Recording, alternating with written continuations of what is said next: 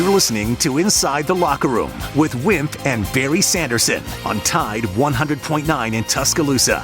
The weather not as hot on Saturday. The sky sunny, the high at 90. I'm James Spann on the ABC 3320 Weather Center on Tide 100.9. Inside the Locker Room with former Crimson Tide basketball coach Wimp Sanderson and his son, former SEC and ACC assistant basketball coach Barry Sanderson. It's time to take you inside the locker room on your home for Alabama sports. Tide 100.9 and streaming on the Tide 100.9 app.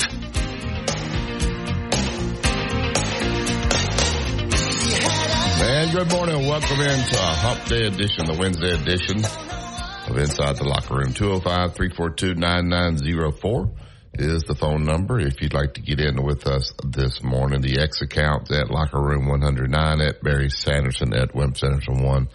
And our email address for the show is wimpandbarry@yahoo.com. That app, the Tide 100.9 app, we talk about that daily. I'm not even sure how many downloads. We need to find that out, Chase. How many times has that app been downloaded? But it's been a ton.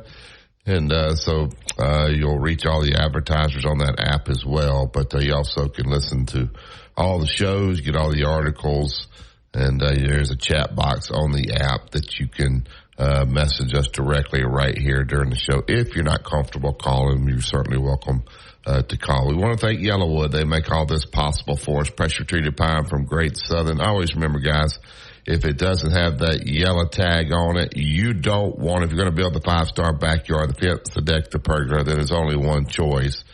To find the dealer closest to you, go to yellowwood.com. Today is Chase. I'm sure you probably don't know this, but it's the first day of school for the city school. So if you see some of the mamas skipping around in their tennis dress, smiling, going to the grocery store smiling, it's because they have a little time off today because the brats are back in school.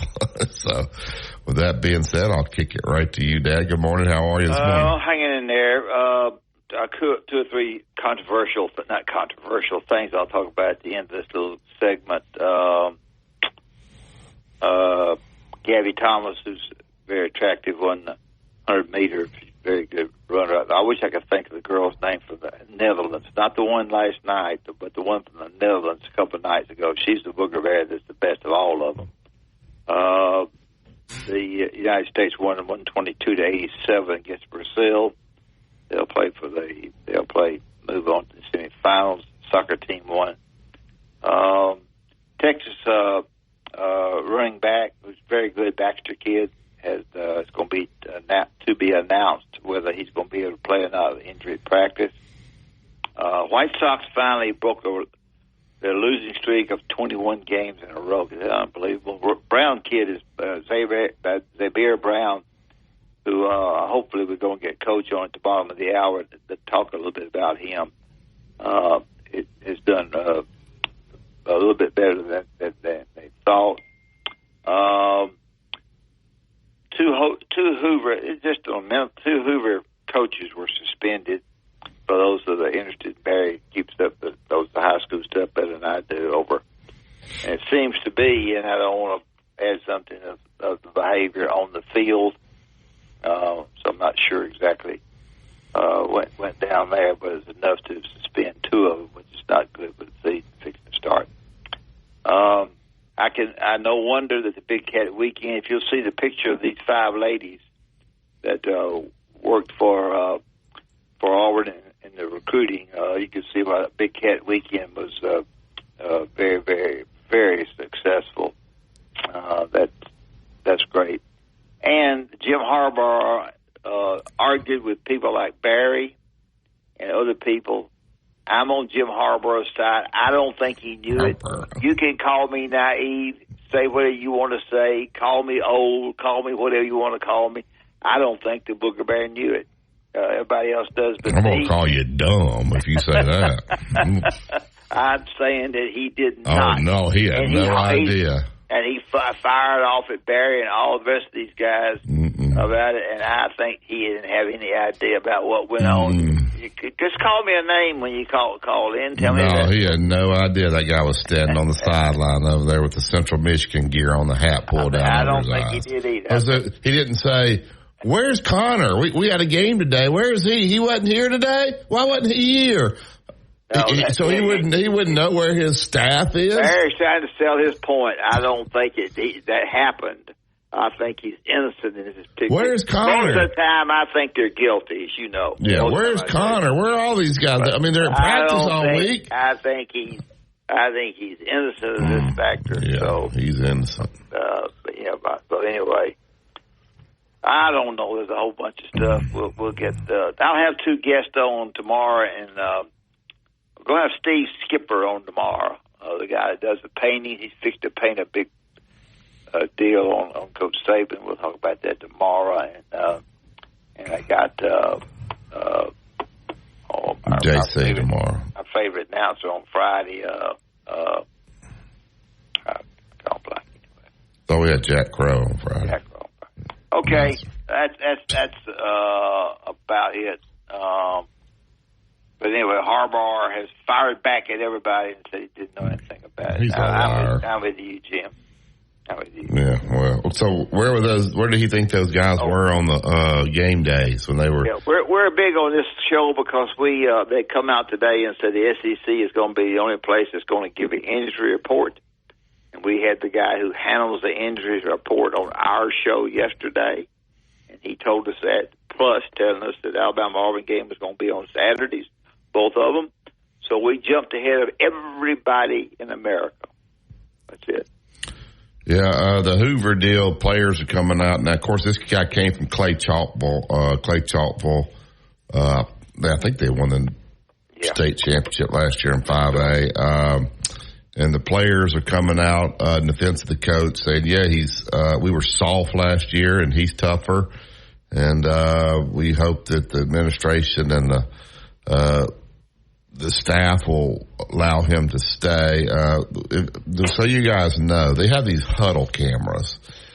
And we have one in our gym. I don't know if our football coach has one or not, but it's in the gym, and it can film all of your practice. It can film the games. It'll follow or whatever. And somehow Simone Eli, I don't know how, or I think her husband's a coach. Somehow she got this video. It's kind of hard to really tell what's going on. They're saying they had a fight break out, and one of the coaches came running across and shoved a kid, and they're acting like another kid got on top of another kid or whatever. But I think the Hoover guys last year was 5-7. I'm not saying that they did physical harm to some kid, but they got it. The players are saying we were soft last year. This is he's a little bit different, but it's what we need now. I'm not talking about the physical abuse of ripping somebody's helmet off, this, that, and the other, but I hope they don't fire these guys based on what I saw. If there's more, now why she put that video out there, I think she loves the clicks. Yeah. You got some of them ladies that love them clicks. Well, not just ladies, as everybody loves the clicks. So anyway, I'm hoping these guys survive. The players, normally you'll have players come out and be negative. Sometimes they're all, the ones that are out are very positive right now. I want to ask you guys now, Chase, you haven't been here in the past, but in the previous 17 football seasons, Nick Saban has done all the talking.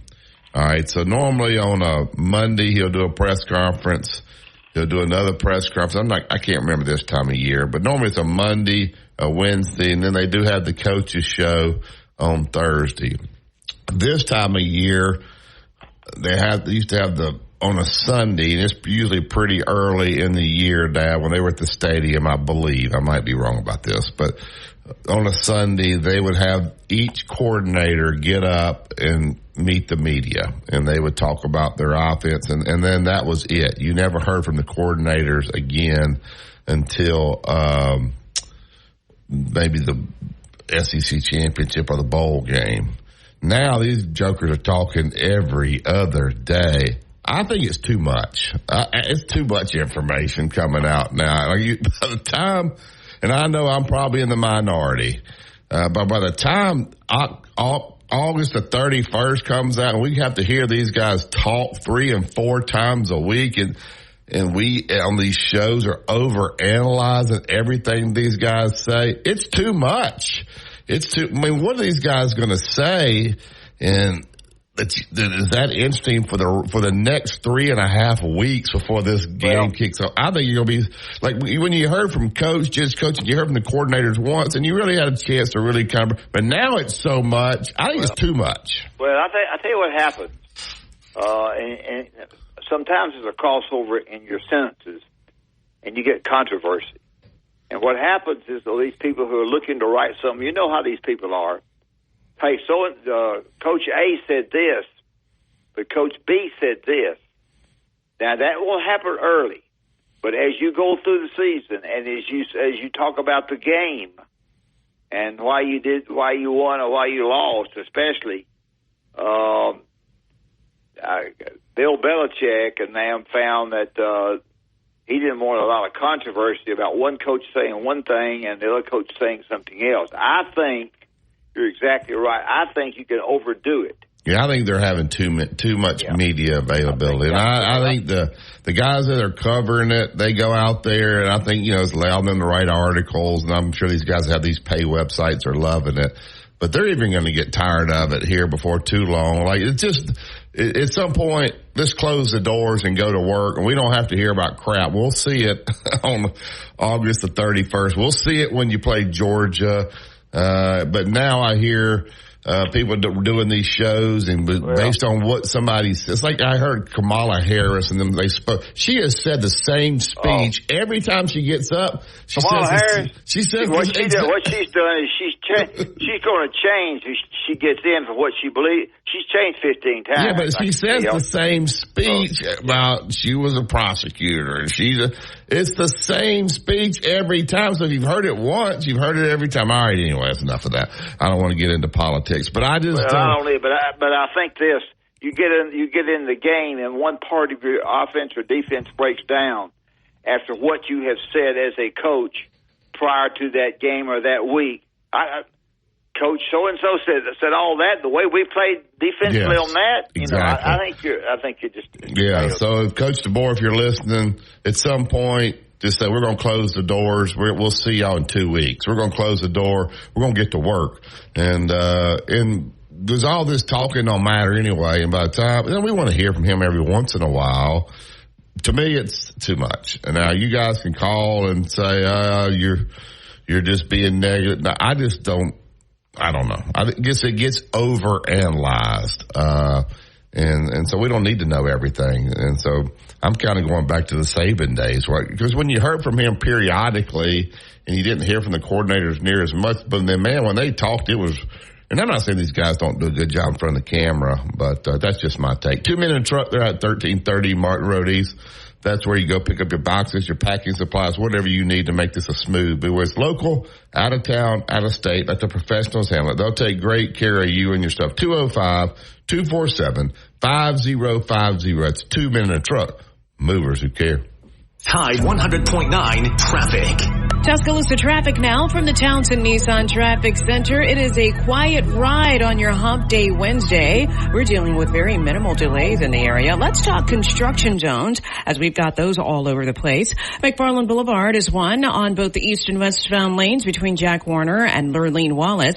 Not a huge delay for you right now. And also McBright's Ferry Road extension between Rice Mine and New Watermelon. You've got some road work there as well. With your Tuscaloosa traffic now, I'm Tammy Thomas.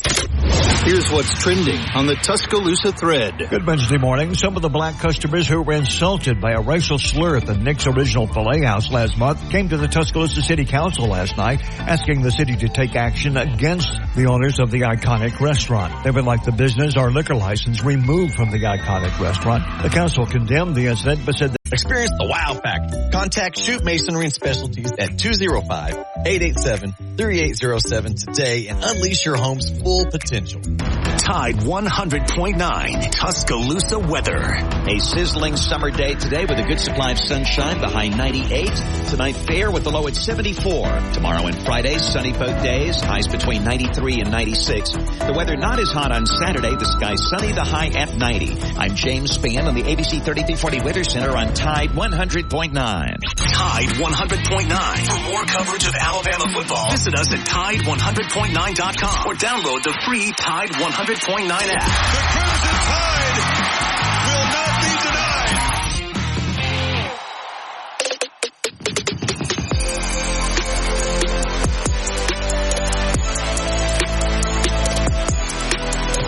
Welcome back to Inside the Locker. We've got several phone calls holding here, so we'd have no bottom of the hour guests. We'll take our time. If we have to get the break, get the rest of them, we will. We'll get right. We want the Yellowwood pressure treated pine from Great Southern. We'll get right to the Yellowwood hotline, and we'll bring Abe into the show. Good morning, Abe. Hey, good morning, Barry. I was just going to tell you and Coach yesterday I was eating lunch over at Rice Restaurant. Me and these guys eat catfish every Tuesday, and one of them got an email.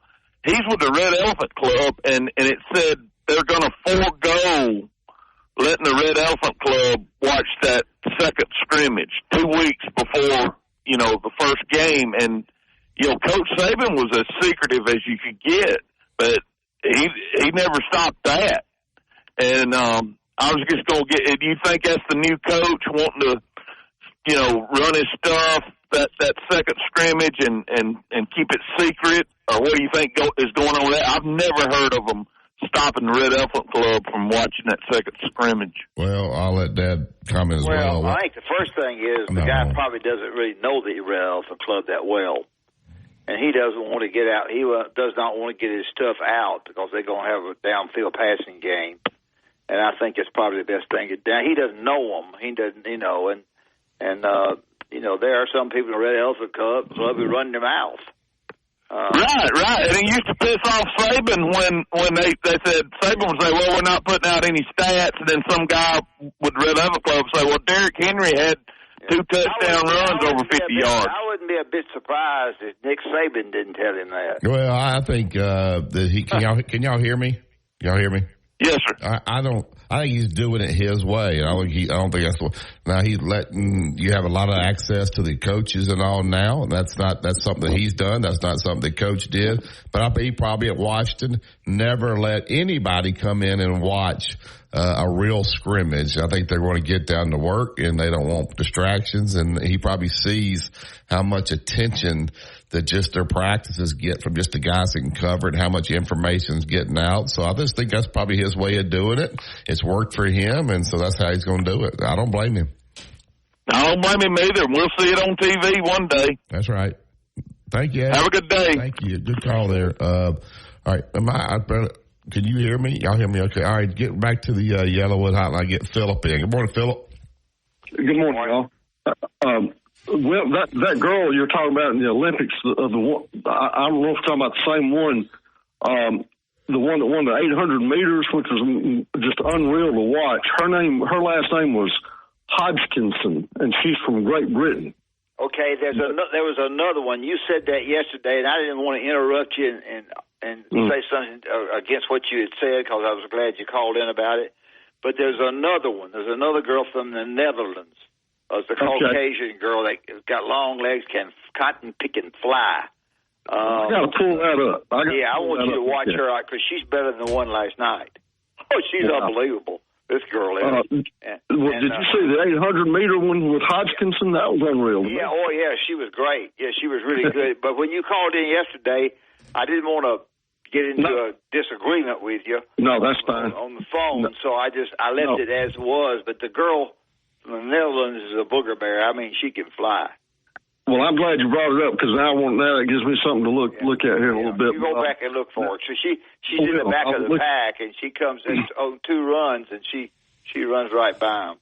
So I'm looking forward to watching that. Okay. All right. Let me know tomorrow. Yes, sir. Yes, sir. I will. Thank you, sir. What I want to talk to you about is I think Coach Moore is right, man. He's got 2 important scrimmages coming up this weekend, one this weekend and one next weekend, and I don't blame him, man. I can't count the number of times I'd be on one of the sites, looking for practice stuff, and you'd see a guy on there say, a guy in the Red Elephant Club said this, a guy in the Red Elephant Club said, look out for this. I mean, you'd see their name connected with that stuff all the time. So that's good. I'm glad he's doing it. But they're going to have a rigorous schedule this coming week. They practice 6 straight days. They started yesterday, and that's going to start causing some separation. And then they've got another pretty rigorous schedule coming up again the following week, and then they get into game week. So I think this coming week you'll start seeing the first and second teams sort of separate out a little bit, and things will start getting defined over there. Do you think they're giving too much access? I think it's too much talking. I think at some point. You know what, Barrett? I've kind of always thought about that. This is going back to Coach Saban, where he'd come out in his little practice vest and the Coca-Cola bottle would be up there, and he'd give those speeches like he was getting ready to address the nation. And it was okay. It was kind of interesting at times, but it was, most of the time it was fairly redundant, but who watched it? I watched every one of them, but I never really felt like they needed to do that. But now you've got this proliferation of people that cover practice and then immediately put it on X and Facebook and all that stuff. So it may seem like it's more than it really is, but it's a lot. But I love to hear the coaches talk. I think it brings them close to the program, and if we have successful years with these guys, hopefully that familiarity they get with us and the fans get with them, it'll make it harder for them to leave. I'm reading here from Nick Kelly, August the 23rd, which is about 8 days before the season starts, 5 p.m. They're having a preseason wrap-up camp dinner, and they're inviting the fans. They're going to have an auction and dinner. It's $250 a plate, I guess, to get in there. And I think something that Coach DeBoer did at Washington there. Now, they won't have any – that thing's in the indoor facility. They can get tables out. And I'm assuming they're making – I don't know if this money's going to NIL or what, but $250. Tickets start at $250. They'll they'll sell a ton of tickets. What if you just get half a plate? Then you can pay $260 because you're in there for yeah. Well, you said it, Barry. Every seat will be taken. 200. Okay, think about it. The table you can put how many people you can get in there? A lot. And then they'll have an auction. So these guys are coming up with more ways to make some money these days, and it's something that he did at Washington, and so good for him. I mean, that's the trifecta: football, auction, food. He's going to have a successful night. Yeah, throw a little alcohol in there, and them guys will buy anything. Thank you, Philip. See y'all. All right, back up to the Yellowwood hotline. Get Cowboy in. Good morning, Cowboy. You still at the beach? No, I'm in Mobile now. I'm headed west. How's the weather? It's beautiful. Beautiful. Come on down, Coach. Well, I'm leaving, but you need to come on down. Barry, nobody ever asked, how's your heart doing? Good. Yes, good. That's good. Good to hear. Good to hear. I went to Coastal Monday night. It was good. I liked it. But what's the deal down there? All these places were giving you a surcharge for using a credit card.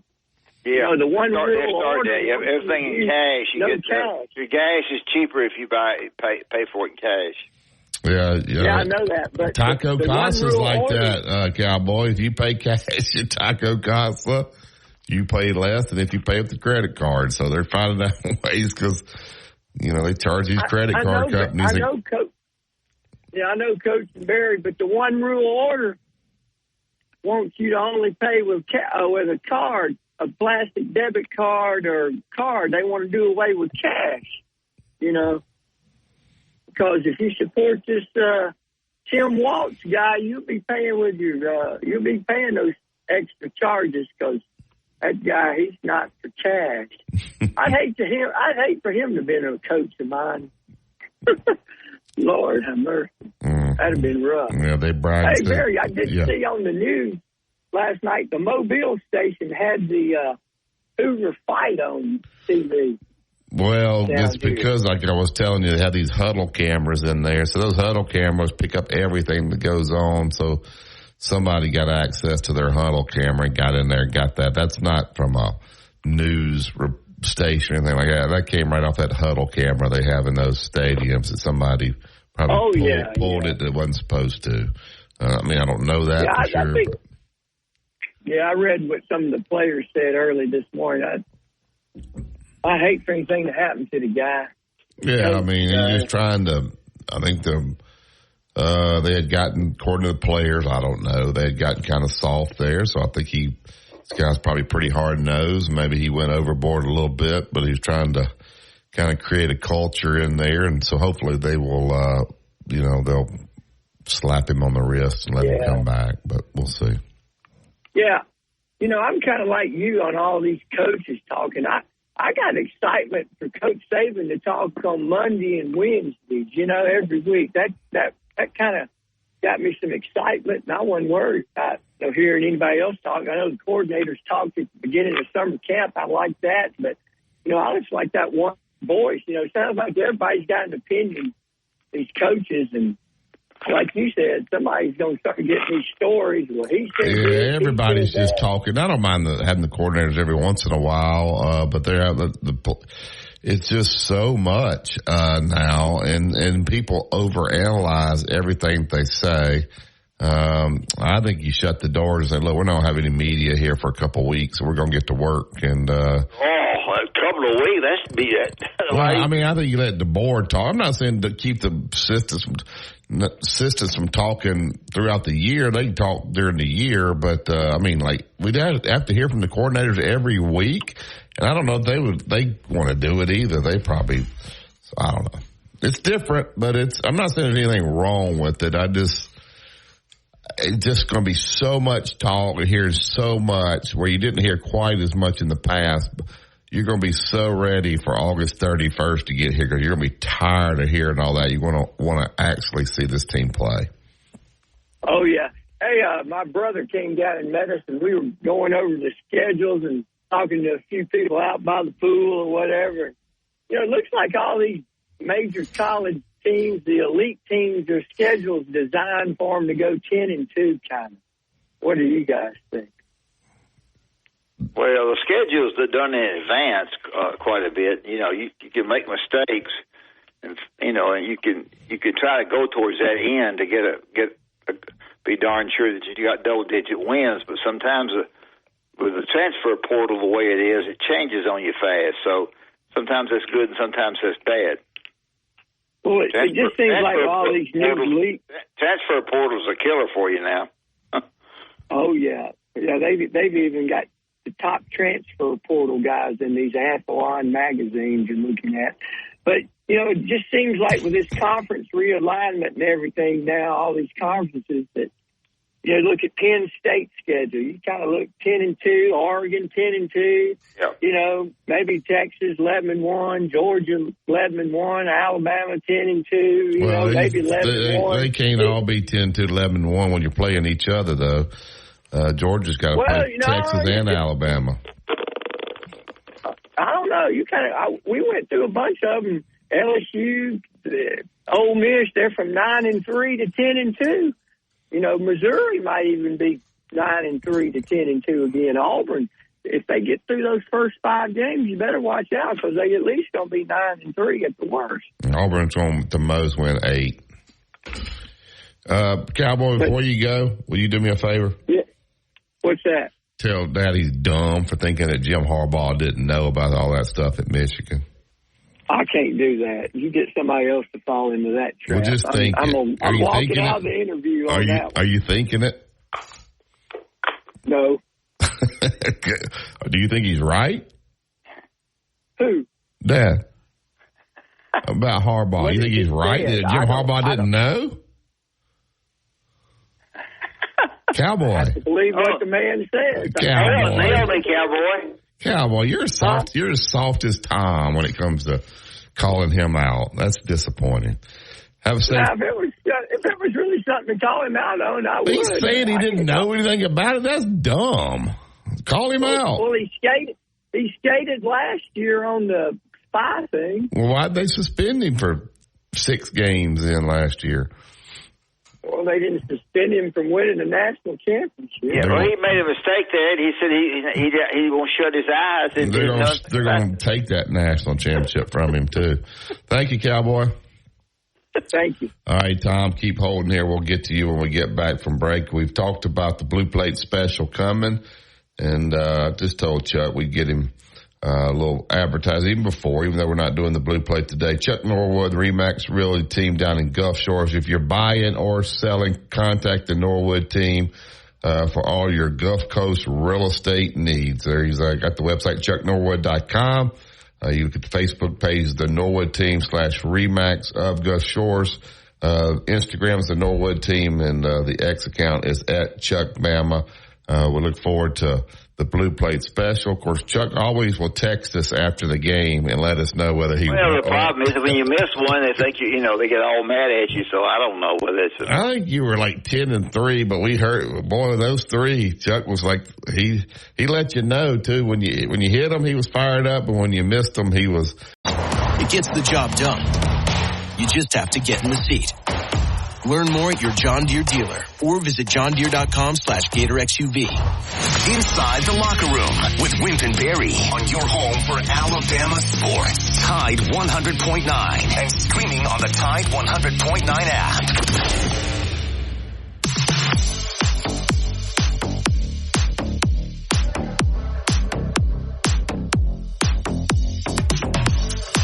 Welcome back to Inside the Locker Room. I'll take Yellowwood pressure treated pine from Great Southern. If it doesn't have the yellow tag on it, you don't want it. Get to the Yellowwood hotline. Morning, Tom. Morning, Barry. Morning, Coach. How are y'all? We're good. How are you? We're hanging in there. They're all mad at me. Coach, can I apologize to you for saying you were wrong yesterday? Call him dumb today. I fell into a weak moment. And I forgot my coaching. Let's double down today and call him dumb. No. Yes. You should be ashamed of yourself. Naive, dumb. I can think of Whoa. You are so off base here. I cannot believe Jim you done fell in. Didn't know any of that. He's innocent. Oh, you went to Taco Casa last night, ate Mexican beans. You've lost your whatever. I tell you, you're rebelling, and that's not looking good. Oh no, Jim Harbaugh didn't know anything. Coach, I wanted to apologize because, like I said, I forgot my coaching. Coach Saban said, you say what you think, Tom. Regardless, it don't make no difference to me. I criticize so much coaching, don't matter. I wanted to keep my record intact, though, by not disagreeing. Well, break that record every now and then. Yeah, and call him dumb. And today, call him dumb. Barry, I'm tired of hearing that. That's enough of that. Well, it's true. It's not true. About that subject, it's true. Jim Harbaugh said it wasn't good. And he said he didn't do it. You know, they say you can make your mouth say anything. Yeah. I got some information for the first caller about the Red Elephant Club. All right, let's hear it. Let's hear it. Are y'all ready? Yeah. Coach, you nailed it. They're in trouble, and they're being punished by not. But I'm serious. This is straight up information. All right, go ahead. They're being punished because, like the caller said. And like you said, Coach, they had got too comfortable with their position at the scrimmages. They were setting aside one of the scrimmages and letting them exclusively attend. Well, guess what they were doing? They were pouring information out to everybody and their brother about what went on in the scrimmage, pissed Coach Saban off. He told Coach DeBoer about it. Coach DeBoer said, you boys, you know what? So y'all can get your act together. You're not coming to any of the scrimmages exclusively unless it's open to everybody else. So that's what's going on with them. They got too loosey-goosey with their lips. I think you're right. Nah, I don't buy that. I think I'll guarantee that Coach Saban leaned on the new coach and told him. I guarantee that's where it came from. Coach DeBoer's doing it his way. All He's doing it his way. That's the way he does it. No, you're wrong, Barry. You're wrong. Barry's wrong on that. Nick See, you don't mind calling me wrong. Because you're wrong a lot. The new coach said, "Coach, what about this red elephant stuff? I don't know much about it. What about? If I was you, Coach, I wouldn't be." Football coaches need to get over themselves a little bit. It's so secretive. I'm telling you right now, football is not that complicated. They act like it is complicated. It is actually complicated, but if they see anything, no, it's not. It's not hardball. If you know what's coming, it's not complicated. Well, you said he didn't know. I didn't say that. I said I don't have any opinion about Coach's opinion. That's where I fell weak. He said I don't want them to see this swarm defense. Oh, You're exactly right. They can't go pull South Alabama. Coaches don't change that much. They'll go pull South Alabama's film. And Red Elephant Club is being punished because I'm telling you, Coach, listen to this. I go to Tider and Cider for everything. They got it all. Yeah, okay, whatever. I tell you what, it helped you out if you subscribed and you read what the experts got to say. Yeah, the experts, the guys on experts. That's right. The guys on Tider Insider. That's right. Right on those. I'm fixing to tell you. I'm going to tell you how it happened. Coach, they would have a scrimmage. Alabama would under Coach Saban. Halfway through the scrimmage, they had the stats on Tider and Cider. Well, then at the halfway point. And it came from some of the Red Elephant Club because they were the only ones allowed to go to that particular scrimmage. I'm telling you, they're being punished. And the first caller was right. Well, before the season's over with, all the assistant coaches going to let their wives speak. Yeah, how they like Tuscaloosa. We've heard from everybody else. Why don't we let the wives have a press conference now, Tom? Because they're going to sit up there and talk about what kind of deal you can get at Macy's. That's what they're going to talk about. They can talk about where they get their hair cut and compare it to Washington. That's right. Yeah. Yeah. What spa they go to get their Botox. Yeah. Y'all finally catching on. Yeah. Do you think it's too much, Tom? I'll be honest. But by the time we get to the 31st, right. I mean, at some point, we don't have to hear from everybody every week. All right, we know Coach DeBoer can speak every week, but we don't have to hear from everybody every week. Let's let that go. Exactly right. He don't even know me. He was nice enough to be on our show. It's too much. I tell you what, though, they have missed the point. You know, he's not going in like Coach Saban and having that press conference on the inside, right? Right. And they're catching him on the outside, and he's trying to make it informal, like, you know, here's just a little bit of a conversation, but everybody's gone crazy as hell as usual. And but the thing about it, Barry, you're right, and it worries me that, you know, that we're all open with this conversation and stuff like that, and then on the other hand, we're punishing the Red Elephant Club. Doesn't make a lot of sense. Well, I think the less you give, the more intriguing it is. When you hear from them all the time, the less you give, the more they want. When you hear from them all the time, it's like, man, we get that all the time now. But when you don't hear from them as much, man, when they do talk, then it's like E.F. Hutton. They'll start making up stuff on you. I guarantee they'll make it up on you. And now we're probably the only show. That point from Birmingham is so stupid. We're probably the only show that's going to take this route. Everybody else will say, "Oh, it's great," but they overanalyze it. Oh yeah, that's right. Because anyway, thanks for taking my call. I enjoyed it. Hey, so you go, Tom. Tell him he's dumb. No, gosh, bye, Tom. Chase, will you tell him he's dumb? Why are y'all not telling me that's a dumb take? Somebody call up and argue try to convince that Jim Harbaugh, that you call him Harborough too. His name's not Harborough, it's Harbaugh. Harbaugh. He had no idea what was going on. It's like it's Missouri, not Missouri. You call it Missouri. It's Missouri. No, it's not Missouri. Missouri. It's not Missouri. Chase, is it Missouri or Missouri? It's Missouri. Thank you. He calls it Missouri. don't call it If Missouri. you call the commissioner stanky, it's not stanky, it's stanky. There's no T in it's no T in Sankey. It's not stanky. Well, whatever. So, Chase, you probably dread these 2 hours from 7 to 9. All right, we'll take the break. Love it. We'll take the break. Here, what else is left in the Olympics? The basketball wasn't any good yesterday. Track and field. What else is left? If that little girl from Netherlands runs, that'll be worth it. Oh my gosh! She can fly, that booger bear. She's all those legs. girls can fly. I don't know what the synchronized diving is that over with. Some of those sports are ridiculous. That 3-on-3 basketball, that was silly as well. Ping pong was good. Yeah, ping pong's pretty good, I guess.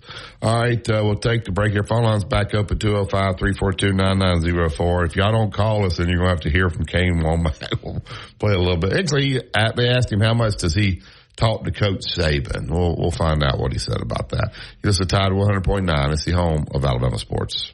Tide 100.9 traffic.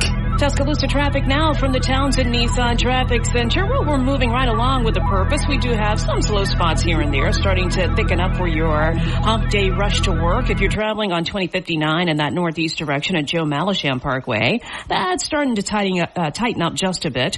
Also looking at, well, not even too much volume here on Lurleen Wallace. That's moving very nicely on both the north and southbound hookup to McFarland Boulevard. With your Tuscaloosa traffic now, I'm Tammy Thomas. Coming up on The Game with Ryan Fowler. Coming up on the Wednesday edition of The Game, we're going to feature Aaron Torres. We're going to feature Bruce Marshall. We're going to talk about the handicapping side of college football. We'll do that with Bruce Marshall, one of our Vegas experts. Also front and center offensive availability from coaches, players, another practice on the campus of the University of Alabama. We've got you covered starting at 2 p.m. here on The Game on Tide 100.9, 1230 WTBC. Your home of Alabama Crimson Tide Sports. The longest running sports program. Where a handshake still means something. Shop online at Mercedes-Benz of Tuscaloosa.com or at 3200 Skyland Boulevard. Roll Tide for Mercedes-Benz of Tuscaloosa. Tide 100.9 Tuscaloosa weather. A sizzling summer day today with a good supply of sunshine, the high 98. Tonight fair with the low at 74. Tomorrow and Friday, sunny both days, highs between 93 and 96. The weather not as hot on Saturday, the sky sunny, the high at 90. I'm James Spann on the ABC 3340 Weather Center on Tide 100.9. A national championship team covering a national championship team. The best sports talk in the state. Tide 100.9 and streaming on the Tide 100.9 app.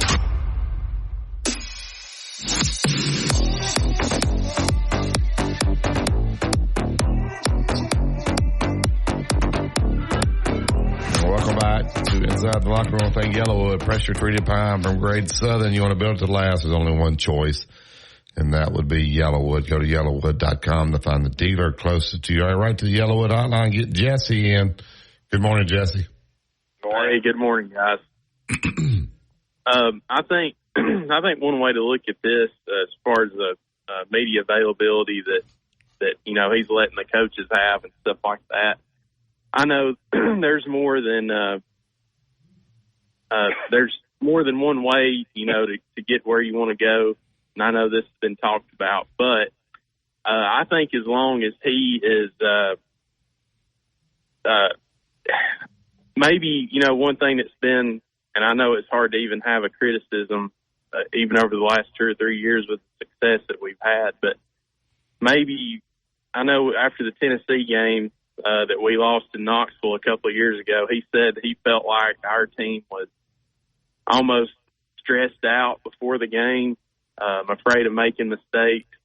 I think the word, they had to use anxiety, I think it was something they were using. Yeah, anxiety. And maybe this is just one of those things where he's just like, look, I'm trusting you guys to go out there and just give an honest opinion. And I see where Wimp's coming from, too, saying that eventually, two of those, there'll be two paths that cross that, are going to contradict each other there.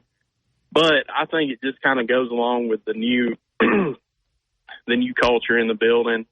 He's allowing guys to kind of be a little bit more free, and I would guess that goes with the coaches too. And maybe everyone's not going to be on pins. And I know I've been in environments in the past where I was, you know, watched. I felt like I was being watched every move that I made. And I've been in environments where it was the complete opposite, and I performed a lot better in that environment where I wasn't, you know, being watched so closely. I think, anyway. Well, yeah, that was one of the things we said early in practice when Coach Womack was coaching his guys, and he was using some language, you know, and that's how you coach now. A lot of these guys do, and I just didn't think that was worth putting in print. You hear him doing that, but if you do that, then he's going to feel like, man, I can't be myself when the media's in here, because if they're going to, you know, I need to take this time to really put this drill in or to coach these guys. And sometimes you have to raise your voice, and sometimes these guys do use some cuss words there. But if a guy's going to print that, then the guy's going to coach differently when the media's in there. So I just think you have to be smarter than that as a media member and not put that stuff in the newspaper. Oh, I agree. I mean, I think, you know, it's not a right that the media gets to come in there and look at that stuff and take video and all that stuff. And I wish that they would be a little bit more careful with that. Maybe not. I mean, you don't have to publish every single thing that you see and hear. Just kind of let that stay on the field. But I know this day and age, there's probably, I mean, people's going to do anything to get a click or, you know, a like or anything like that. But well, it's okay now because you're just kind of talking about your defense. You're bragging about the players. But when the games start and your defense gives up, you know, some big plays and they start questioning why are you playing this personnel? Why are you doing this? Why did you do that? The conversations will change. They know that, obviously. Yeah. The criticism will come as you know, why did you throw on this down? It was an obvious whatever, you know, so they'll start, you know, that stuff will change as well. It'll be interesting to see how they handle the season. Will these coordinators and assistant coaches be available to the media after a game? Because it'll be interesting to see how they handle that. And it may be a case where, you know, he didn't realize exactly what it would be like. And maybe, you know, when spring ball starts next year, he decides to limit it more. You know, I'm sure there'll probably be a lot of things that, you know, this time next year, I bet there'll be several things that's been tweaked. Yeah. Sure. But now I did want to get your thoughts on something else if I've got time. Yeah, go ahead. Okay. And I know we've talked about this, and I get tired of talking about it too, but I just feel like, so with the SEC championship game that we're still going to have, here's what I'm afraid of happening, and I know it's going to happen eventually. And I'm just going to use Alabama and Georgia as an example. Like this year we play in the regular season. Let's say we beat Georgia at home, okay? Yeah. We beat Georgia in the SEC championship game. That's the only two losses that Georgia has. We both get in the playoffs, and then they beat us for the national championship. Does that not seem kind of watered down to you? Yeah, Dad, your thoughts on that? There's a chance that Alabama and Georgia could play, or Alabama, Texas, or whoever could play 3 times. Would that sell if they played in the SEC championship and then they played in the regular season and they ended up playing in the playoff? I don't know. You know, it's a possibility for that to happen, Jesse, for sure. I don't have an opinion on that. Yeah, it could certainly happen. Well, I know it happens. It happens in the NFL. We've got 2 teams in the same division, you know, end up in the NFC championship game or AFC championship game. But I just wish that they would, and I know they're not going to because of the money, but I wish they would get rid of the SEC title game now. In my opinion, just let them play out the regular season. I know there's going to be years where teams have tougher schedules than others, but just let the best records have the championship at the end, and if there's 2, then let them split it. Yeah, they won't, though, because it sells out and then makes a pile of money. So It's all money. There you go. Thank you, Jesse. Appreciate you calling. I got to say this before we go. Chris Bashamanu runs the ticket office at the university, said Del Barry is Missouri. Mizzouah. He lived out there. It's M-A-Z-Z. That ain't how you spell it. Missouri. Well, you're wrong. I know you ain't going to admit it, but you're wrong. Missouri. Yeah, and the other factor is the girl that I've been fond of is named Bowl, B-O-L. It's Philip needs to know that. B-O-L, Philip. Any kid of Minute? I don't know if she's a booger bear. She can go. Do you know who Minute Bowl is, Chase? You do? I do. I don't think he's living anymore, though, is he? I don't think so. Yeah. He was like 7'7". I think they had a car. They had to take the front seats out. He would sit in the back seat. 7'7"? Yeah, he'd sit in the back seat and drive. All right, we'll take the break here. We'll get back. We got Bill Cameron at 8:15. We'll find out what's going on down at Tuscaloosa Toyota. Not available in every state, subject to terms and conditions. Rating factors and savings vary, and in some states your rate could increase with high-risk driving. Allstate Fire and Casualty Insurance Company and affiliates, Northbrook, Illinois. Road tripping, business travel, or bringing your car in for repairs. All great reasons to rent a Toyota at Tuscaloosa Toyota. You can rent the latest Toyota models for a day, a week, or a weekend. Every Toyota rental car comes with 24 hours roadside assistance. And these changes within just a couple of days. Text support to 511-511. These statements have not been evaluated by the FDA. This product is not intended to diagnose, treat, cure, or prevent any disease. Tax fees may apply. WTBC Tuscaloosa and W265CG Tuscaloosa, a Town Square media station. Tide 100.9 and streaming on the Tide 100.9 app. From the Fox Sports Studios in Los Angeles, here's Eddie Garcia. At the Olympics, the U.S. men's basketball team won its quarterfinal game against Brazil easily, 122-87. Devin Booker had 18 points, Anthony Edwards 17 points, leading 6 different players in double digits for the U.S. Up next, they'll face Serbia in the semifinals tomorrow. U.S. women's soccer team beat Germany 1-0 on a Sophia Smith goal in extra time. Up next for the U.S. women, Brazil in the gold medal match on Saturday. In baseball, the White Sox snapped their 21-game losing skid with a 5-1 win over the A's. Battle of division leaders, Phillies beat the Dodgers 6-2. LA's lead in the NL West is down to 4 games on San Diego. Astros over the Rangers 4-2. Houston starter Framber Valdez was 1 out away from a no-hitter before giving up a 2-run homer to Corey Seager. Houston with the win, though, moves a half game back of Seattle for the first place in the AL West, with the Mariners losing to the Tigers 4-2. Yankees and Angels were rained out in the Bronx while the Orioles lost to the Blue Jays 5-2. That drops Baltimore a half game back of New York in the AL East.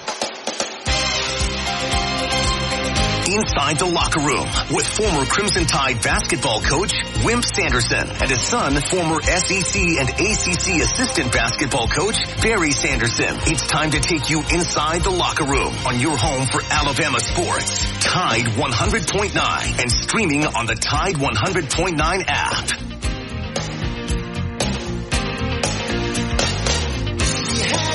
Welcome back to the second hour of Inside the Locker Room. Allstate Insurance Agent Andrew Kniffer. Andrew is my agent. Let him become yours. 4705 McFarland Boulevard, Suite 3 in Northport. Don't just pay your bill. Know exactly what you're paying. Andrew does a great job for me. I made the switch about 4 years ago. Everything's been great with my home life auto. Give him a call today. 205-722-9201. Andrew Kniffer, Allstate Insurance. All right, Chase, your mother is from St. Louis, right? Is that what you said? Correct. And it is whatever Chris tells me, I believe. It is St. Louis what?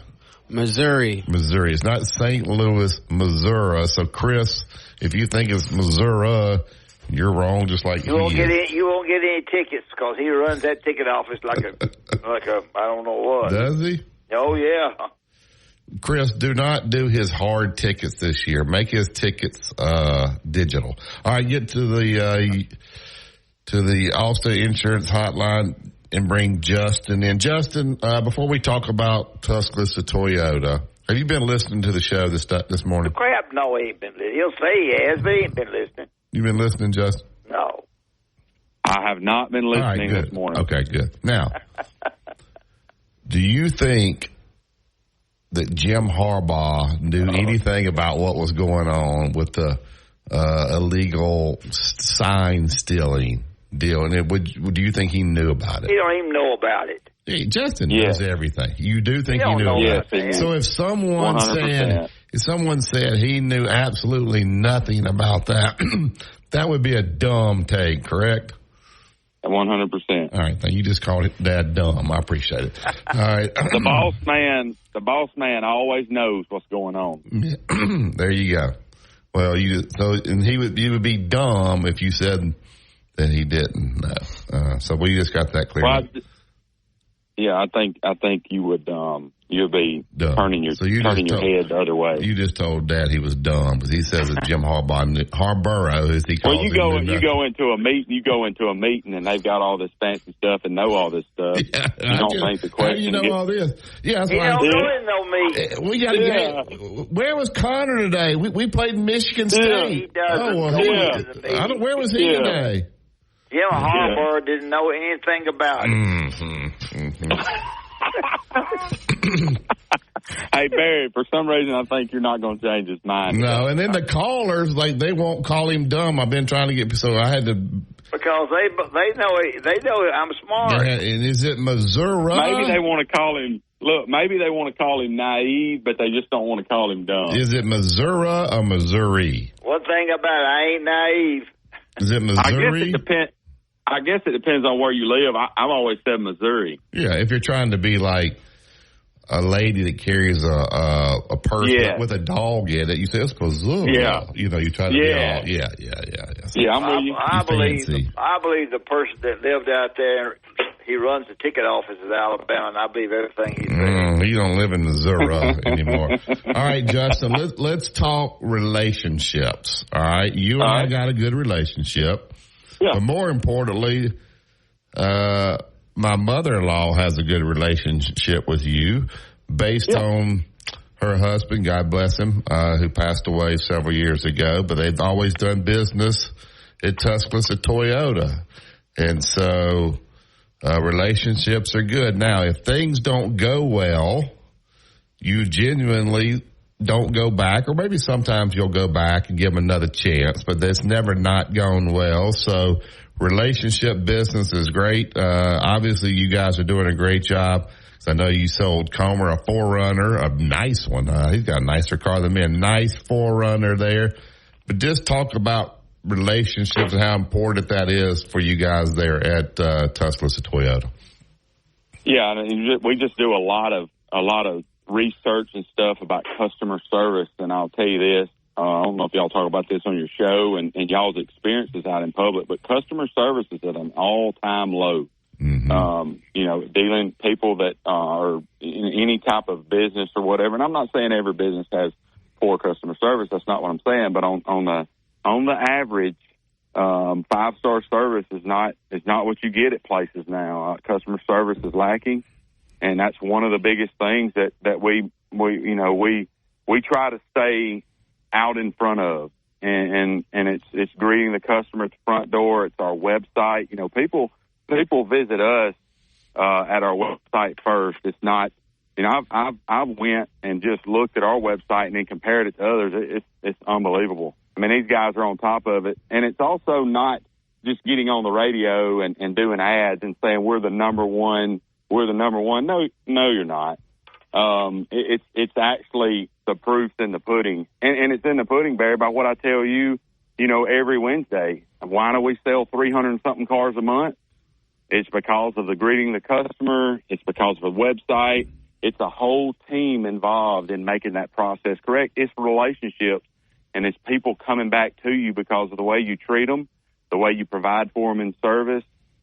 Rental department, it's A to B, it's service after the sale. It's not just trying to, sell you a car and you're done with them. It's not like that. I can remember meeting, your father-in-law back in 2000 and, 11 or 12, many years ago when he come out and bought both the girls a Highlander. Yeah. On the same day, he bought them both a Highlander, and then he actually did an operation on me at one point and even one of my kids. But it's just about, you go back to 11. I can remember selling just yesterday. No, I take that back. It's Monday. I sold a car to somebody's son who those people was the first car I ever sold to them 15 years ago. Yeah. And now I sold their son a Camry, and he told me, he said, look, he said, man, I remember, how you treated my mom. I was a child at that time. And he's like 12 years old, and so it's about service, and it's about greeting customers the right way and giving them an experience that they look back and they move forward and know you're going to take care of them, and that's how you get repeat business. But I tell you, in the world now, customer service is lacking.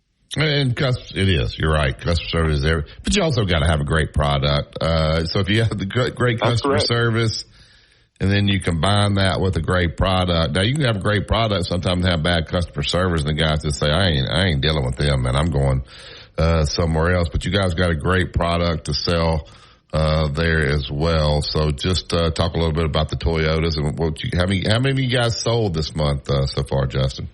Yeah, I think we're right at 70 cars already this month. That's a good month for a lot of people for the whole month. Yeah. A weekend, we're right at 70. And one of the things yesterday, I'll tell you about the product. I had somebody walk in my office yesterday that's buying a Land Cruiser. They bought a 4Runner, a used 4Runner. Get this, Barry, bought a used 4Runner from me 8 years ago. They bought it for $34,000 some odd dollars yesterday. The trade appraisal on their car was $24,000. And they've had the car for 8 years, and it's got right at 100,000 miles on it. So when you buy something, you're not just buying it for that moment. You're buying it for what's this thing going to do for me? How much am I going to spend in a service department? Is this car going to cost me a lot of money? What's 3-year ownership cost? And then what's it going to be of value for me on down the road? 10 years from now when I go to trade it. And that's, man, we see stuff that is crazy as far as resale value. But the reason it's got resale value is because it's safe, it's reliable, it's dependable. There's reasons why these cars hold value, and they're not made cheap. We should be the most expensive car in the market probably because of the resale value, but we're actually not. So a lot of those things goes into play, but customer service right now is huge. How you handle people, because in other places they're just not getting it. We appreciate it. Dad, anything for Justin before we get him out? No, I can't think of anything. I'm hanging in there best I can. My car's fine. I'm still wheeling along in it. Good car. Well, you would be surprised. I'll tell you this: the Shepherd boys and their mom, Jarrett and his brother and that whole family, they all come out and and did a deal with me. Their mom bought a Highlander. And so, it's one of those things where going back to relationships and stuff, just handling people right all through the process, all through the years, though, Barry. But that is very important. I'm glad you brought that up this morning. And I tell you, we take pride in really handling people, the right way so they trust us. I know David just got back from the Olympics. Did you guys see how much Snoop Dogg's making a day at the Olympics? Ain't it crazy? I'll tell you what, Dave, did you see how much it is? Yeah, it's unbelievable. It's unbelievable. Dad, What's he doing? I mean, he's just doing TV. He goes to all the events, interviewing the athletes. They're paying him $500,000 a day. Look, hey, listen to this. So David goes, $500,000 a day. Yeah. You see a lot of the negative stuff, like the opening ceremony. You hear a lot of that getting publicity. I tell you what, David said that place is beautiful. What a place to do the Olympics. But there, I mean, he showed us a bunch of pictures. Absolutely beautiful. You don't want to hear my story, do you? We told him about you putting the diesel in there last one. Yeah. Do you have a car that you can put regular glass and diesel in, Justin? No, that's not going to work. It may work for a few miles, but after that, you'll find out you made the wrong decision. Yeah. Wimp, you would be blown away, at the people that mentioned to me that listen to the show about your hybrid car.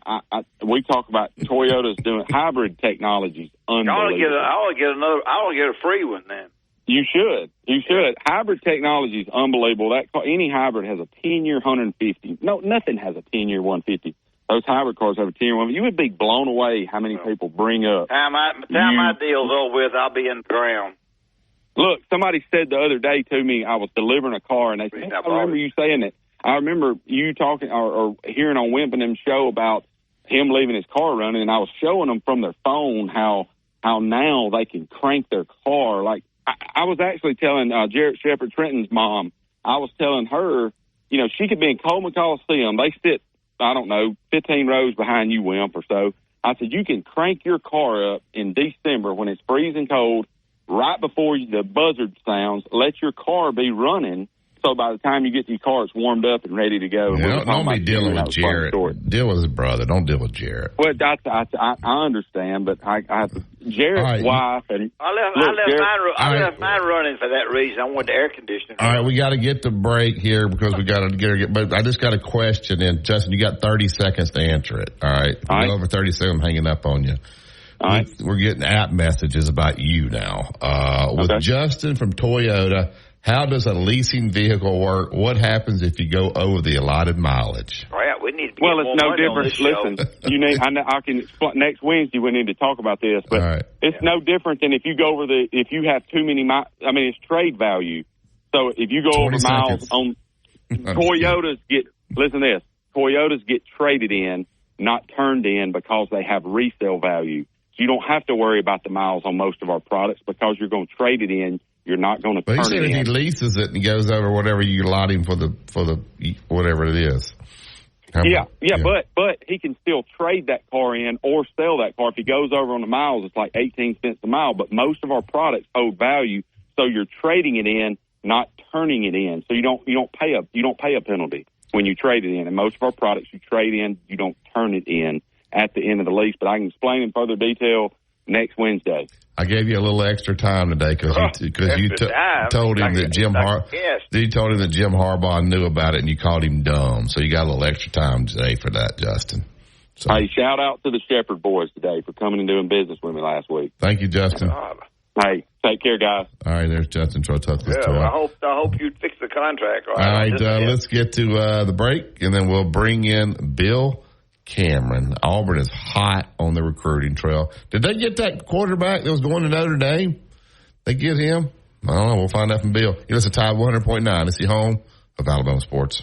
Tide 100.9 traffic.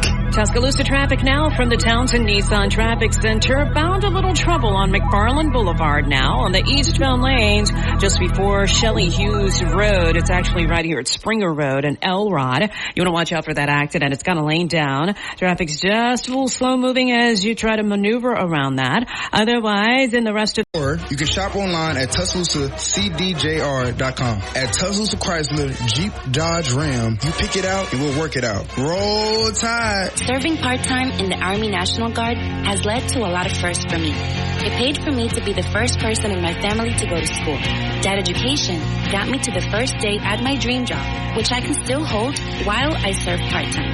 That job and the home loan benefits I got from the Army National Guard helped me buy my first house. There are thousands of kids who've been waiting over a year. End their wait. Sponsor a child with compassion today. Just text the word radio to 83393. Tide 100.9 Tuscaloosa weather. A sizzling summer day today with a good supply of sunshine, the high 98. Tonight fair with the low at 74. Tomorrow and Friday, sunny both days, highs between 93 and 96. The weather not as hot on Saturday, the sky sunny, the high at 90. I'm James Spann on the ABC 3340 Weather Center on Tide 100.9. You're listening to Inside the Locker Room with Wimp and Barry, only on Tide 100.9 and streaming on the Tide 100.9 app.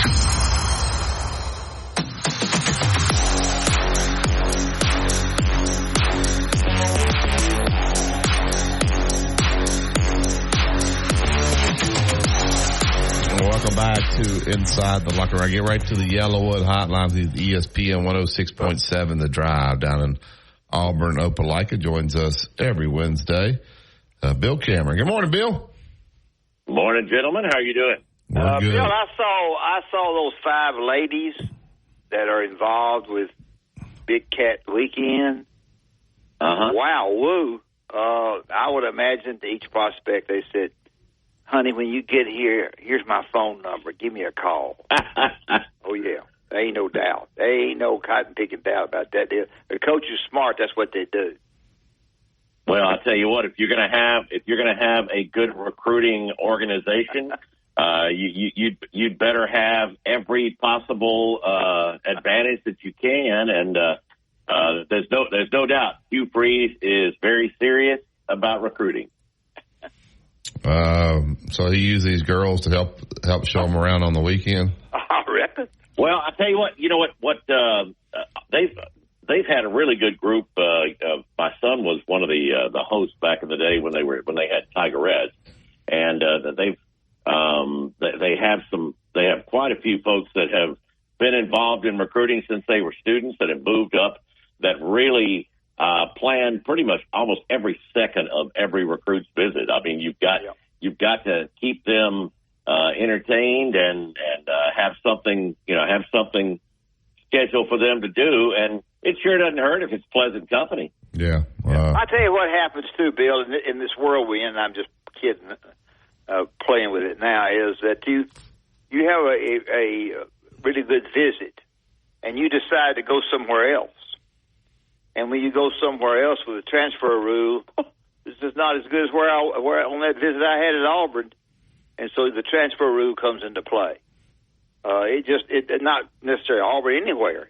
The transfer rule, I'm saying to you, comes into play big. Oh yeah, it used to not be there used to be no reward for finishing second in recruiting or not getting a player. But if you show them a great time and they decide to go somewhere else, yeah, you want to make sure you not only don't burn those bridges, but stay in their memories. That's huge. Let's talk a minute about the kid in Mississippi, Deuce Knight. A lot of talk that he's getting ready to flip from Notre Dame to Auburn. Tell us what you know there. Why is everybody saying this, Bill? Yeah, I don't know. I mean, Auburn has really never let up recruiting him. I mean, it's been a little while since Auburn sort of looked like they and Juju Lewis sort of parted ways. Deuce has been a guy that Auburn has really been after and pursued, and they got him in during Big Cat weekend. It was funny. I mean, a lot of folks had heard about that, but they were trying to keep it quiet. And then Deuce himself posted it on social media. But Auburn's putting together a really good class of players, especially from close to home, and that's something that they've really been pitching to Deuce, the opportunity to play in the SEC, to be the quarterback of this group and come in. They've got a couple of receivers. There are a couple of receivers that they've been recruiting who would like to be in a class with a big name quarterback like Deuce Knight.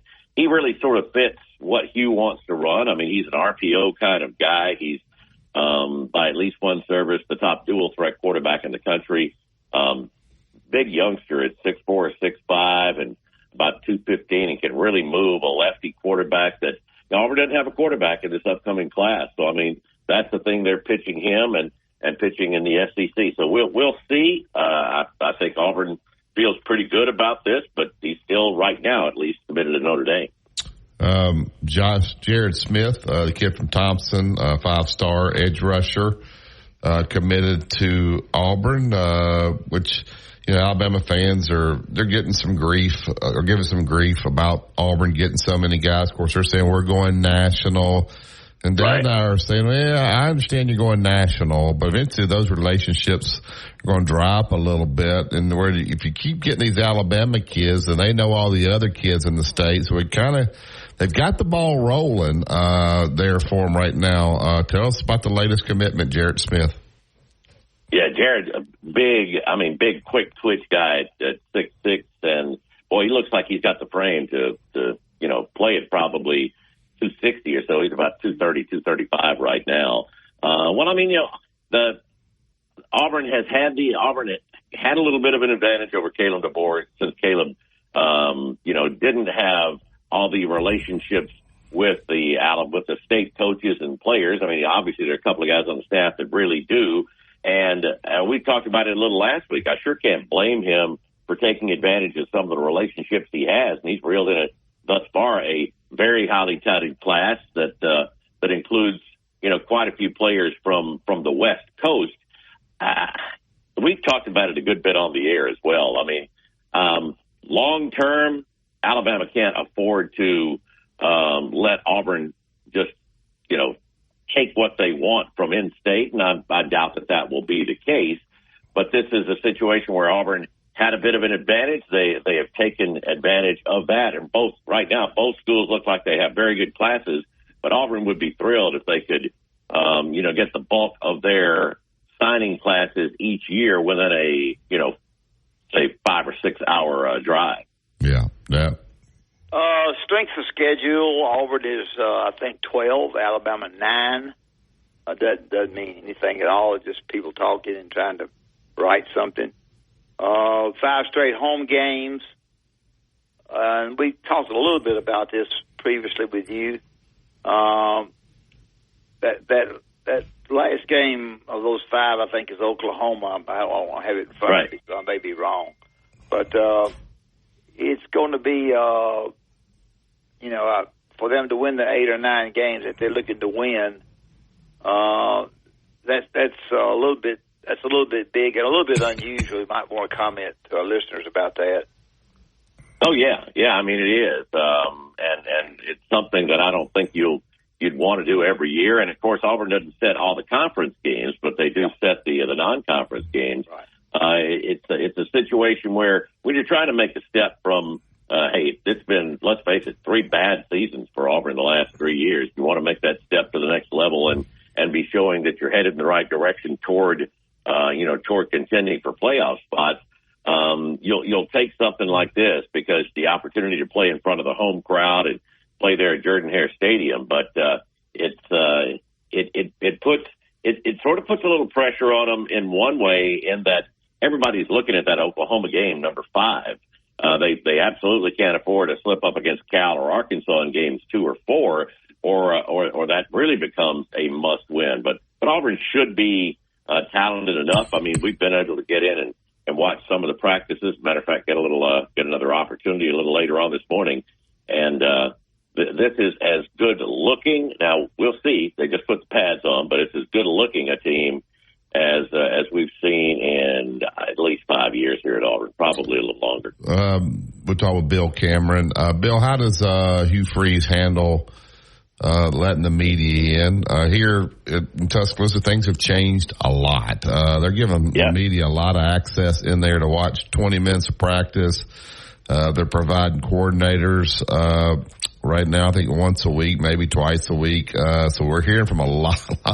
Dad and I've been saying it's almost too much. You used to just kind of hear from Coach Saban twice a week, and then the coordinators would talk, but early in the season, now they're all talking and everybody's over analyzing everything that's said.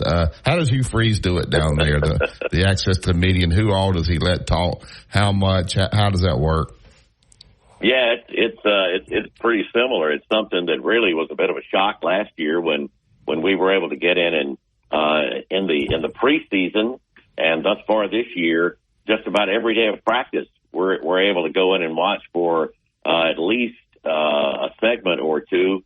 I mean, the very first day last week when we got in there, he let us in early. We stayed in for an hour and watched, and we've been able to see some of the individual workouts, some of the team workouts.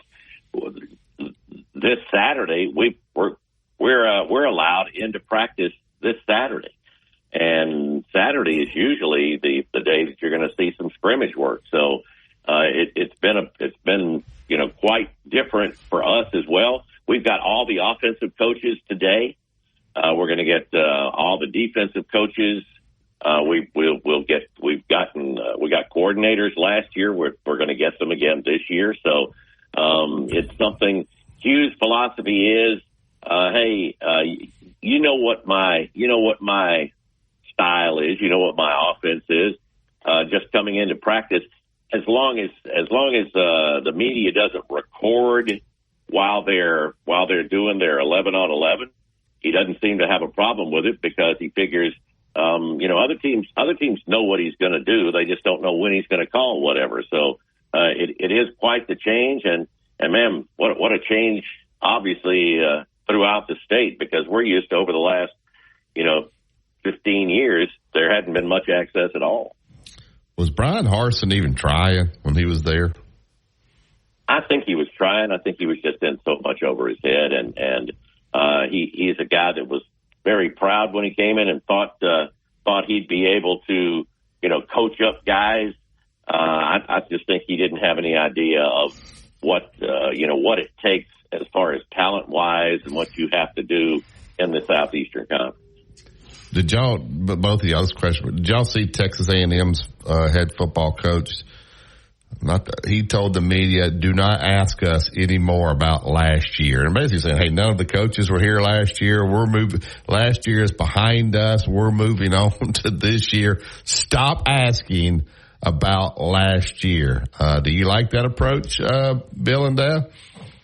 Well, I do. I sort of understand it, Wimp. I don't know that you're really going to shut people up. Hughes sort of said, he did say, don't ask me any more about don't ask me any more about last year's results. He said sort of the same thing. Yeah. I can, I imagine anybody, especially, regardless of whether you had a great year or a bad year last year, the main thing you want to focus on is getting better right now.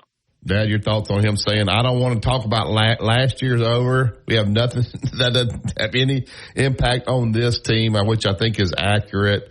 I kind of like that. Your thoughts about? I think it's the thing to do. Yeah. He's starting all over the guy, somebody left for $93 million. I think it was the coach. I forget how many. 70-something. 70. You don't hear from Jimbo Fisher. Where is he right now? Right. Is he counting his money? Oh, that's his life. God, can you imagine? Did he already get all that money? Or does he get it monthly? Well, if he gets bored, though, if the money still comes regardless whether he takes another job, and he takes another job just to keep being bored. No, he wouldn't take another job. Hey, I don't know. I'm sort of getting used to this semi-retirement kind of thing as well. And I was just thinking about this when you were talking. It's like, I'll go on and check and make sure my bills are scheduled to be paid and things like that. I can't imagine looking in, clicking on something and seeing how many zeros there are in that account. Just tell you what, just give the power bill $20,000 this month. That way we won't have to worry about it for a few months. Yeah, we'll just go ahead and do that. Yeah, we won't worry about it for the next. I'll tell you what, at this rate, the way things are going, the way the bills have gone up, the heat is, that'll last you for a couple of years. Yeah. Did Jim Harbaugh know any? He says he doesn't know anything that went on. He doesn't know. He doesn't cheat. He doesn't lie. Do you believe him, Bill? It's made great radio. No. Bill, it's made great radio. Dad says he believes it. Yeah. Oh my gosh. Oh, come on. Well, I think there's some things. Jim Harbaugh does seem clueless at times about some things. Yep. So there are probably some things he doesn't know. But he seemed to have a way of just unknowingly doing some things that people were like, what are you doing, man? So I don't know. There's probably a little in there, but there's no way he's as all right, I'm on record saying they should take the championship from them. If you're going to people's games, you got guys standing on the sideline, you're filming. I think they should take the title away. Do you? I don't. Yeah, I don't know. I don't think they will because I don't think the NCAA. No, Barry thinks it will. The NCAA. I think they might because the NCAA feels like they've lost so much power that they want to flex their muscles a little bit. And Jim Harbaugh was probably very difficult to deal with during that investigation. He was. He lawyered. Well, you know that because he knew he didn't have anything to do with it. Yeah. He said. So they couldn't prove it. I think they might hammer him. Well, not him because he's in the NFL, but I think they may hammer Michigan on this one. We'll see. We'll see. I think Michigan's probably maybe if they'd won a few, they'd take one away from them. But it'd been a long time, and that's a pretty storied program. I don't know. Maybe I would think about all you'll hear is a slap on the wrist, a scolding. That M on their jerseys is bigger than ever. All right, you're right. Last question, Bill. What state is St. Louis in? Missouri, why? No, say it louder. Missouri, right? I said Missouri, and then I said Missouri for win. Oh, exactly. We've been telling him that he says it wrong, and some guy that texted him and said that he says it right. It is Missouri. It's not Missouri. It's Missouri, correct? I have heard. Yeah, I knew. I answered that one that way because I've heard you say that a few times. And he just thinks, wanted to make sure. He thinks it's Greg Stanky. It's Sankey. There's no T in Sankey. Well, it's like Eddie Stanky. Eddie Stanky was a great manager, a great player. Yes, he was. Yes, sir. I know all about Eddie Stanky now. Yeah, Stanky, but his name. Hey, some of my best friends played for him. Ain't nobody on our radio show with me and you, Bill, know anything about Eddie Stanky. All right, Bill. You're right about that. There's not many of us as old as us. Bill, true story, and I'll let you go. So when Arkansas and Alabama, when Nolan Richardson was there, Arkansas was really good. They played Alabama in Bud Walton, I think it was in Little Rock, and they beat Alabama to absolute death. And Coach Richardson used to always call Dad Coach Sanders. It made him mad that he kept calling my name's not Sanders. And so Dad said something to him after the game because they were pressing them. And when they were up 30, and he said, you know, why are you pressing us up 30? And he said, Coach Sanders, get some better athletes, and you won't get beat like that. And then fast forward a year or two later, when they had Sprewell and all those guys, they beat them. And when he shook his hand, he said, I got me some better athletes. But the moral of the story is he called him Coach Sanders, and I don't know if he did it on purpose, but it would make Dad so mad that he wouldn't get his name right. I've always had people call me Coach Sanders. But you didn't like it. That's crazy. No, I didn't like it. Yeah, so anyway, so it's Stanky and Sankey. It's Sankey. Eddie Stanky was good, boy. He was tough. Yeah, he was. Yeah. When he called it, he was the brat, right? Yeah, that's right. He was the brat. You got it right. All right. Tell everybody where they can find you, Bill. Yeah, every day, 4 to 6 on 106.7. It's ESPN 106.7 here in Auburn. We'd love for folks to join in. If you can't, you can catch us online at ESPNAU.com or go to RadioAlabama.net. Podcasts are up after the show. Love for anybody to join in. Thank you, Bill. Thank you, Bill. All right, guys. Have a great week. You too. All right, we got that straight. It's Missouri and Sankey. All right, and Harbaugh knew. All right, let's talk about Bryant Bank, and then we'll get to break. Well, Bryant Bank is one bank that we can't misrepresent because it's the very best. Four locations in Tuscaloosa, location below me right here in Birmingham, and one down the street here on 280, and all over Birmingham, one in Columbiana. I go through Columbiana some. So if you're looking to get a bank that's going to be your bank, it's going to have the same area code, same zip code as you have at home. And it's a bank that you can bank online all night long. And it's a bank where the guy's going to know the banker's going to know you by your first name. And he's going to be surrounded by people that work for him at the bank that can help you. Then you need to go to Bryant Bank. I've been going for a long, long time. I had a little money in there. In fact, I did some stuff with it not long ago. And it's a bank where your money is safe. And brother, that is a good sentence right there. If your money is safe, then that's important. So go by Bryant Bank. Tell me you heard on Inside the Locker Room, and give us a plug. Hopefully, it's big. Deal or text DEAL to 511-511. Your order is back with a 90-day guarantee. All dogs are unique. Your dog results can and will vary. Message and data rates may apply.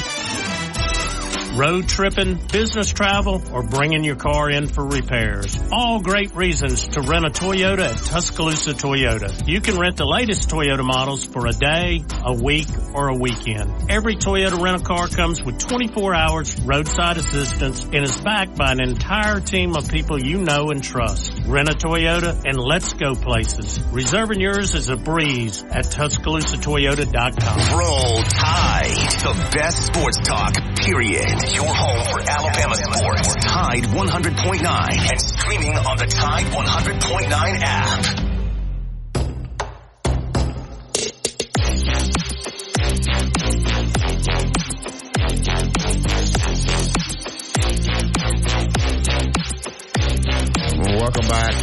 inside the locker room. I don't know, Chase, if you've ever watched Hard Knocks, they always go in on certain NFL teams and they video everything, practices, locker room, when guys getting cut, just coaches meetings. So I guess the Bears maybe are going to be on Hard Knocks this year. And they're awful. The Bears. Oh, yeah. Grandmother. Yeah, well, that's Joe Gaither's team. So there was a clip out that was put out. First of all, you always talk about expectations. You got to lower expectations. And the expectation of Caleb Williams from USC, that's the quarterback's number 1 draft pick, the expectations are crazy.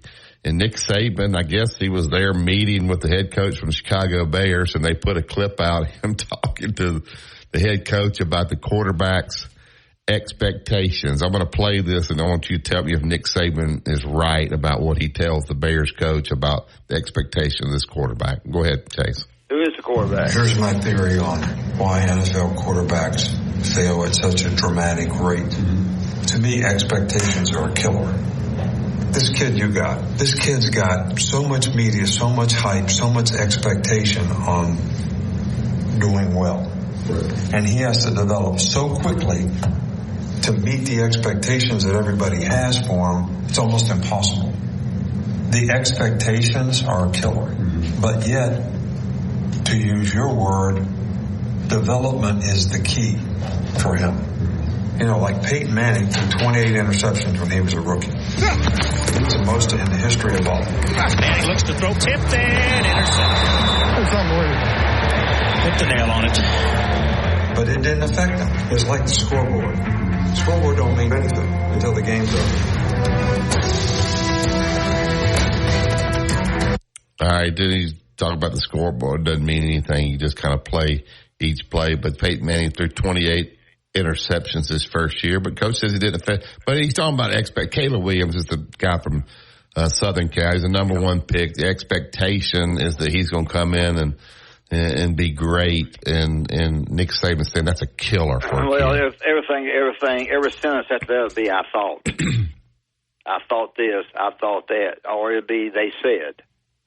And because you can't live up to everything that people give you, I thought or they said generally is the first 2 words in the vocabulary after somebody doesn't play the way they're expected to play.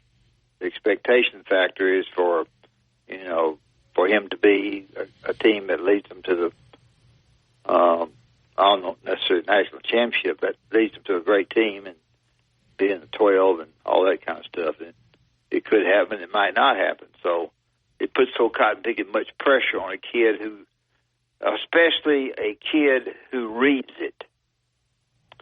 There are some players who will be tough enough mentally who won't read what people say about them. Not many, but there are a few. And those guys will say, I don't, have the attitude, I don't give a crap what people say, what they think, whatever. I'm going to do it my way and the coach's way. And I think the mental attitude of that guy, that player, as to how much expectation crap he reads is a big factor. All right, let me ask you this. Because last year, going into the season, I didn't think Jalen Milroe was a very good passer. And I heard people say, they were watching the scrimmages and said he was a good passer. And then, of course, he threw 2 balls right to the guys at Texas. But he didn't let it affect him. He kept working. And then all of a sudden, man, once they kind of geared the offense around him, he kind of took off. So where he started and where he ended last year, he made a lot of progress. My point, what are the expectations now for Jalen Milroe, and can he meet them? I hear people talking about he's twice as good. They go back to Pennick. They go back to the guy that was the quarterback at Washington. This coach coached him. They brought him in from Indiana, so he's a quarterback genius. The coach is. He's offensive minded. Shepherd guy was on our show, did a great job. He's got co-offensive coordinators. And so the expectation factor based on Bill Rowe himself, but along with a head coach that's offensive-minded, 2 offensive coordinators and all this kind of stuff, means that he can't make many mistakes. Yeah, something tells me this kid is so confident now. He's making money, talking. I think he's confident in his ability. He's worked. He's put the work in. One of the things I think is going to really help him is, I'm not sure last year that he really felt like the coaches believed in him at the beginning of the season. They weren't sure, and then they saw that. When they saw that crap at South Florida, they were like, "We better get on board with this kid. This kid's our only chance." And I thought we were unfair. I thought we were unfair because remember, this kid was young when the offensive coordinator had him. He comes in there from Notre Dame. Coach hires him. Nobody knows him. He has to build this kid. This kid's not ready. But everybody thinks, well, this offensive coordinator, he's no good. He's this, he's that. And I don't agree to that. I think the offensive coordinator was very careful with him. I think he got better as the season went along. Everything comes down to the last play. It didn't work when they didn't block it. I shouldn't have run it. It was a good play to run. Didn't work. The greatest timeout in the history of football for the national championship was made by Memphis when they changed the defensive alignment. Michigan. Yeah, because they had cheated and they knew what we were going to call. Yeah. Well, no, they didn't cheat, but Harbaugh didn't know what they were going to do. Yeah, he cheated. He was just over there knowing he was fixing to leave. He's 88 out the gate. Yeah, because he knew he had been cheating and he had been exposed. And he said, I tell you what, they're going to let me coach. I'm going to win the national championship. If I come back, all this stuff's going to resurface, and I'm going to have to answer all these questions. I'm going to get my money now while I'm hot. I'm going to the NFL. Well, what you said, they're going to find him anyway. They're going to get Michigan, but they're not going to get him because he ain't in. You're saying they're going to nail Michigan. They should. I think they will. They ain't going to get Michigan. Michigan's going to have a big M on their I bet. Will that coach at Michigan this year, you think he'll coach every game? No, he couldn't coach. No, I'm saying, but will he be suspended for some games if he was in part of this? They got him on now on some stuff. Yeah, they get him. They won't let him coach against. Well, they're gonna let him coach against who are they playing? Texas. Texas, second game of the season. They gonna let him coach that game? Yeah. After that, he'll be 88 out the gate. Do they play Missouri? Missouri. That was a joke. That was a chase like that. Missouri is number 16 in strength of schedule. Really? Mm-hmm. What's Missouri? 16. 16. All right. Texas number 1. Texas number 1? No, Texas is number 5 or something. Alabama. Number 1. Somebody said Alabama was 9? 9. How could they be? Their schedule's tough. 9 and Auburn's is 12. All right, we'll take the last break and get out of here and make way for the Gary Harris Show. You listen to Tide 100.9. It's the home of Alabama sports.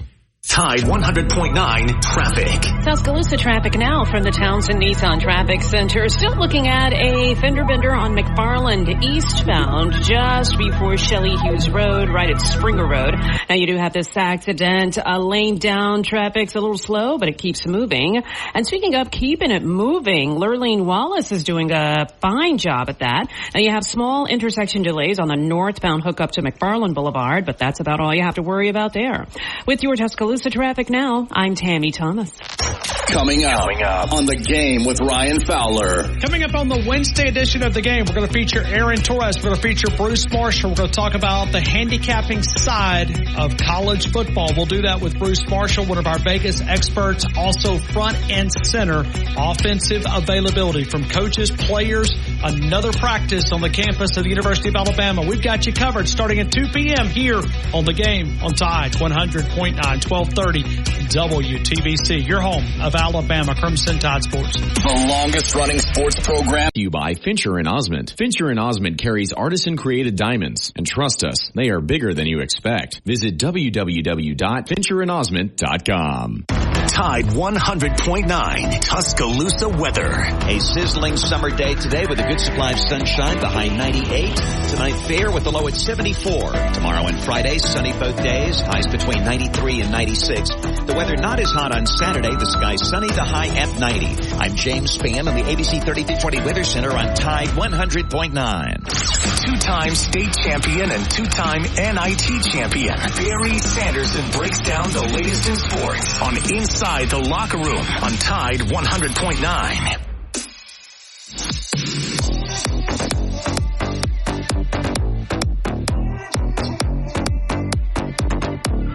Go ahead and play that. All right, we'll get to a couple. We haven't played any clips, so we're laughing about talking about.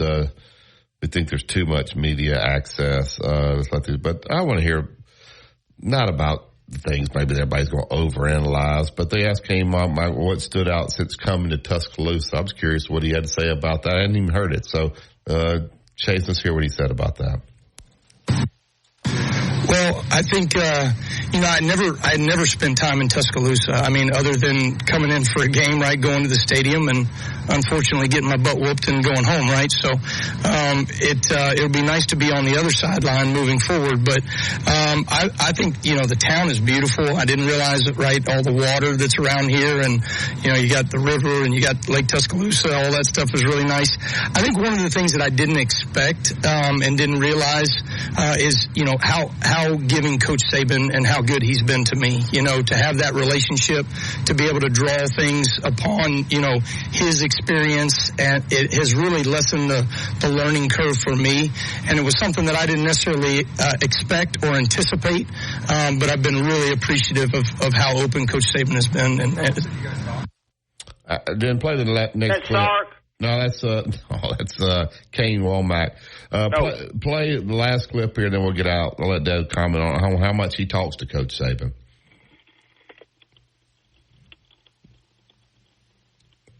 I would say that we've met multiple times in person, and we've talked on the phone a number of times. And so, he's when I call, he answers, which is really awesome. So very appreciative of that.